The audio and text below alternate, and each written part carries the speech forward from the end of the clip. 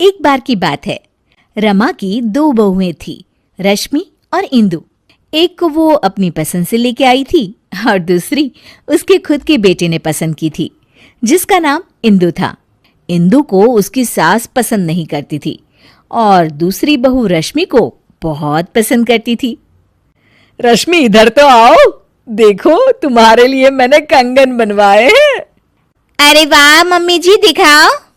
ये देखो, सोने के हैं। ये क्या मम्मी जी, इतने पतले से? ये भी कोई कंगन है? हमारे मायके में तो ऐसे कंगन नौकरानी भी नहीं पहनती। अरे तू चिंता क्यों करती है? अगली बार इससे भी महंगे कंगन बनवाऊंगी तेरे लिए। अभी के लिए तो रख ले बेटा। चलो ठीक है, आप कह रही हैं तो। मम्मी जी, मेरे लिए आप कुछ नहीं लाई? हाँ, ये लो।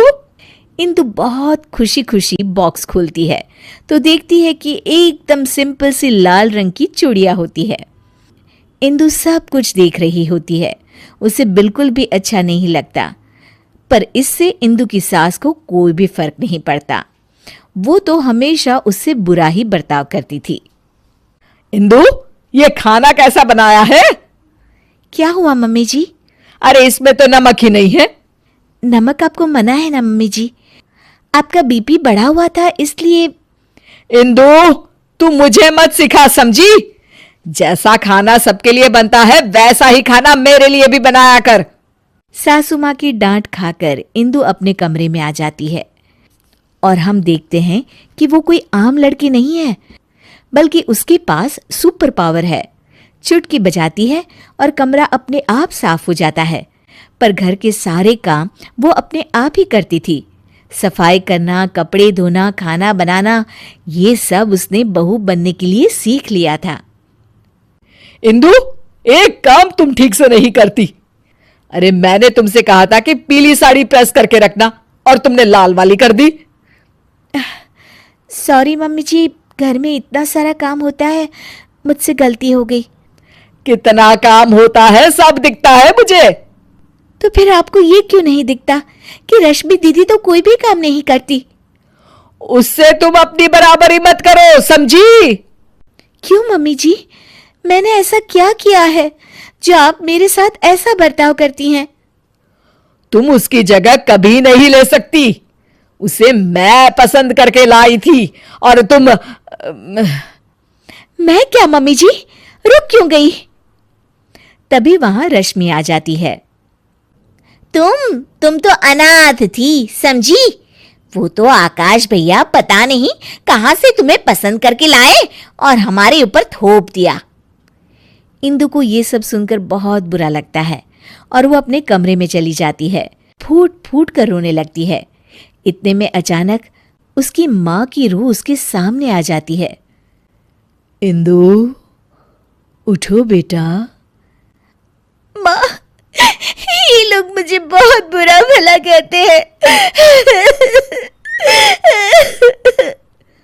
कोई बात नहीं बेटा, तुम आकाश से बहुत प्यार करती हो, इसीलिए तो इंसानों की दुनिया में रह रही हो। मैं तो तुमसे हमेशा से कहती आई हूं कि चलो यहां से अपनी दुनिया में। हाँ माँ, पर अब मुझसे बर्दाश्त नहीं होता।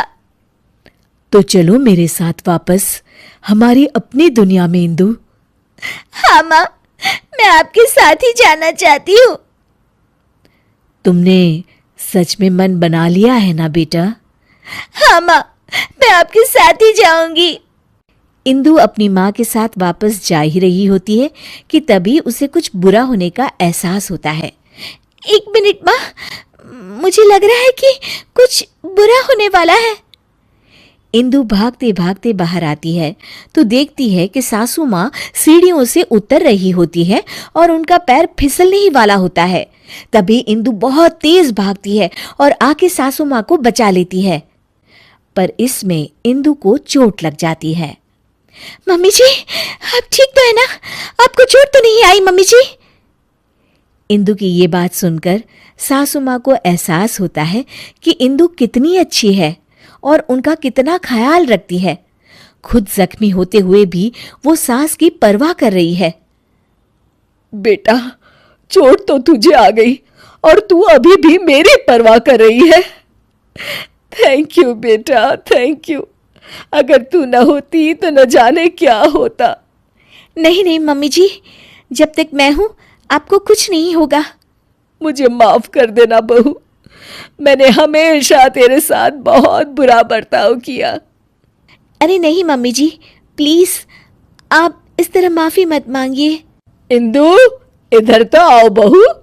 जी मम्मी जी। ये लो तुम्हारे लिए। ये क्या है मम्मी जी? इंदु बॉक्स खोलती है तो उसमें सोने के कंगन होते हैं। मेरी फेवरेट बहू के लिए एक तोहफा। इंदु खुश हो जाती है और अपनी सास के गले लग जाती है। Thank you mummy ji.